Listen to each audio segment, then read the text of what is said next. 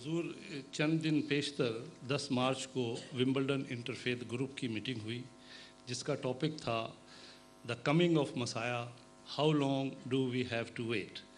ایک غیر احمدی مسلمان اسپیکر نے چند حدیثیں پیش کی اور مصر تھے کہ حضرت عیسیٰ علیہ السلام آ کر قتل خنزیر بھی کریں گے۔ ایک حدیث جو انہوں نے پیش کی وہ یہ، کیفا انتم اذا انزل فیکم ابن مریم، اے مسلمانوں تمہاری کیسی خوش قسمتی ہوگی کہ جب تم میں ابن مریم نازل ہوگا۔ دوسری حدیث ہے یدفن معی فی قبری، کہ وہ یعنی عیسیٰ علیہ السلام میرے ساتھ میری قبر میں دفن ہوگا۔ برائے مہربانی اس کی وضاحت فرمائیں۔ خنزیر کی بات ہی کھا گئے۔ ہاں جی بات تو خنزیر سے شروع ہوئی تھی، پہنچی کہیں اور۔ خنزیر کا کہاں ذکر کیا انہوں نے؟ تو وہ خنزیر کے اس پر خنزیر کا بڑا ذکر کر رہے تھے کہ جب وہ آئیں گے تو سوروں کو قتل کرتے یہ بھی کہیں نا پھر۔ تو سب سے پہلے تو خنزیر کی بات کرتے ہیں۔ وہ جب آئیں گے تو ان کو اس سے کیا، کیونکہ انہوں نے آتے ہی امت محمدیہ کے ان لوگوں کی اصلاح کی بجائے جن میں خنزیری صفات پائی جائیں گی، اس زمانے کے لوگ جو امت محمدیہ کہلائیں گے لیکن خنزیری صفات پائی جائیں گی، ان کی فکر کرنے کی بجائے وہ بیلے کے سوروں کو اور مختلف ممالک میں پالے جانے والے سوروں کو قتل کرنے کے درپے ہو جائیں گے۔ یہی مطلب بنتا ہے۔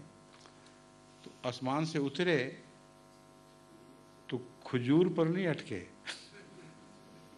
وہ بیلوں میں اٹکے، اور سور مارنے کے لیے کتنی لمبی عمر درکار ہے۔ ساری دنیا کے سور ختم کرنے کے لیے خاص طور پر اگر کوئی آدمی پیدل چل رہا ہو تو آپ اندازہ کریں کہ ہزاروں سال چاہیے، اور جوں وہ سور مارتے جائیں گے لوگ اور سور پیدا کرتے چلے جائیں گے، اور سوروں سے ان کا چھٹکارا ہی نہیں ہونا کہ وہ مسلمانوں بیچاروں کی طرف توجہ کر سکیں۔ یہ بات قطعیت کے ساتھ ثابت کر رہی ہے کہ لفظی ترجمہ غلط ہے۔ کوئی نبی دنیا میں سور مار نبی کے طور پر نہیں دکھایا جا سکتا، اور وہ سارے نبی جن کی مثالیں قرآن کریم میں دی گئی ہیں وہ ان کے نزدیک رسول اللہ صلی اللہ علیہ وسلم سے پہلے گزر چکے ہیں۔ وہ نئی قسم کے نبی کب کیوں پیدا ہوں گے جبکہ قرآن کریم کے مطابق وہ سارے نبی حضرت صلی اللہ علیہ وسلم کا کچھ نہ کچھ عکس رکھتے ہیں، اور یہی خاتمیت کا معنی ہے۔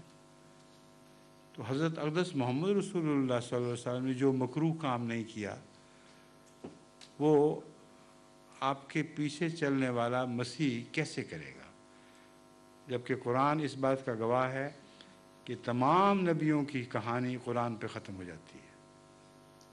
ان کے کردار کی تفصیل، کیا کیا کرتے تھے، کیسے معجزے دکھاتے تھے، ایک بھی ایسی چیز نہیں جس کا اشارہ قرآن کریم میں یا واضح ذکر قرآن کریم میں نہ ہو۔ تو یہی بات ان کو جھٹلانے کے لیے کافی تھی کہ آپ نے سور مارنے کا وہ تصور بنایا جو نعوذ باللہ من ذالک قرآن کی تاریخ کو جھٹلا رہا ہے۔ اس لیے جب تک اس پیغام کو نہ سمجھیں کہ سور سے مراد سور صفت لوگ ہیں جو اپنے ہم جنسوں سے ظلم کرتے ہیں اور اپنے ہم جنسوں کو قتل کرتے ہیں، کیونکہ سور میں یہ دو صفات بہت نمایاں طور پر متحقق ہو چکی ہیں۔ سور ایک سبزی خور جانور ہے، لیکن جب اس کے اپنے بچے مریں تو ان کو کھا جاتا ہے۔ یہ اس کی صفت ہے جو آج تمام دنیا میں انسانوں میں دکھائی دے رہی ہے۔ وہ انسان کشی کر رہے ہیں اور جانوروں کی حفاظت کا خیال ہے کہ دنیا میں جانور بچ جائیں، فلاں بچ جائے، فلاں بچ جائے، انسان کا چاہے بیج مارا جائے ان کو کوڑی کی بھی پرواہ نہیں۔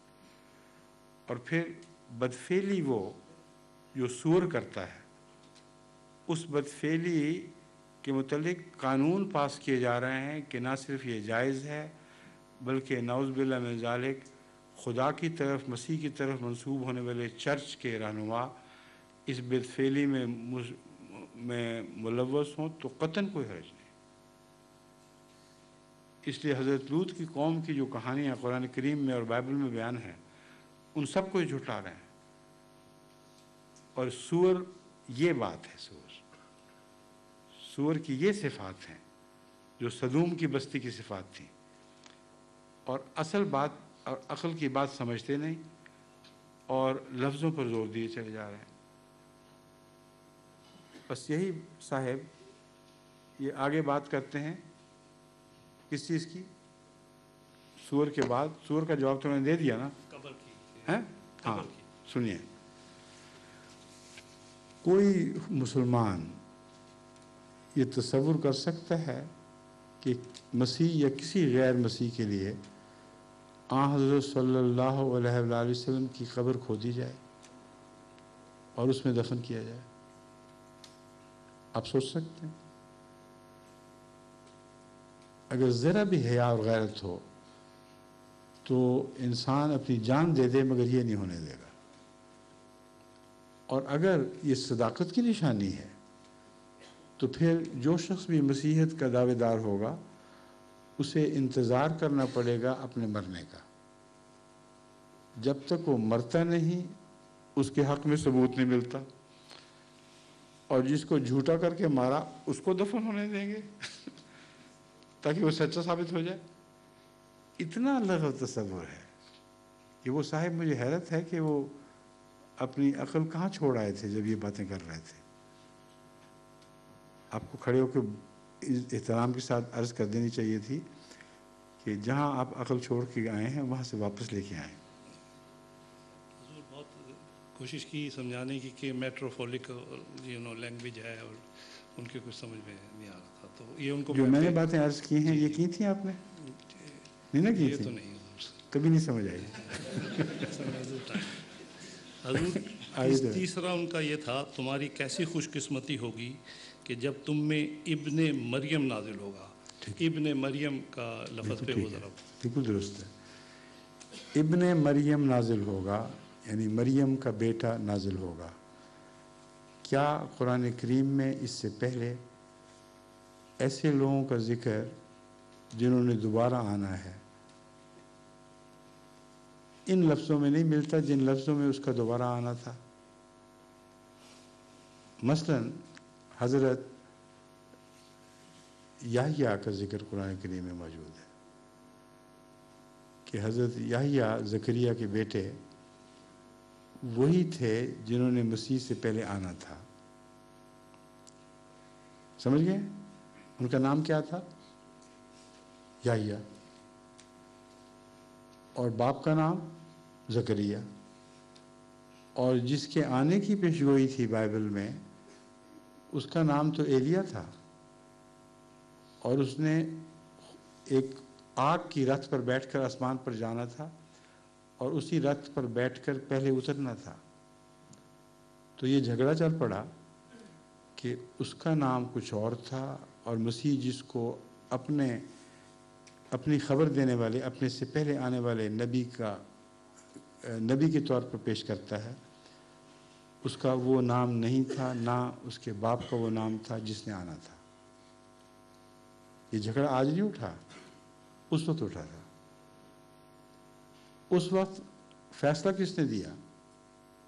نہ آپ نے نہ میں نے، خود مسیح نے، اور مسیح نے ان کو جھوٹا قرار دیا باوجود اس کے کہ پیشگوئی کو سچا قرار دیتے تھے۔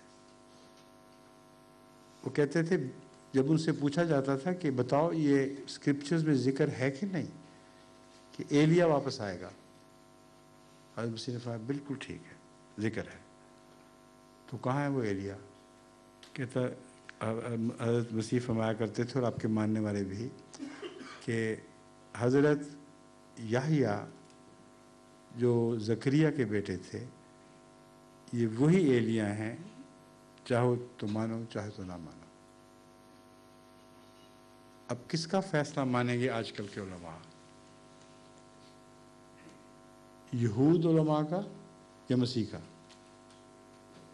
اگر مسیح کا فیصلہ مانیں گے تو حضرت مسیح علیہ السلام کا یہ دعویٰ کہ میں وہی مسیح ہوں جو مریم کا بیٹا تھا 100% درست ماننا پڑے گا، کیونکہ مریم کے بیٹے ہونے نے اس کا تشخص کیا ہے اور اس کی صفات کا تشخص کیا ہے۔